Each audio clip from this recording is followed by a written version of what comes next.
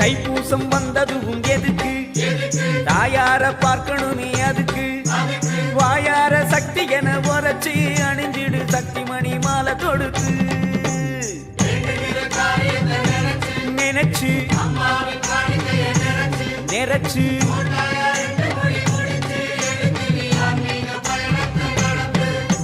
போடு ரெண்டு முடி அம்மா அவ சொன்னபடி சக்தி சக்தி என எந்திரு கட்டு முடி வாரம் நீங்குபடி கேடு தாயி மடி மறு ஊரு நோக்கி நட போடு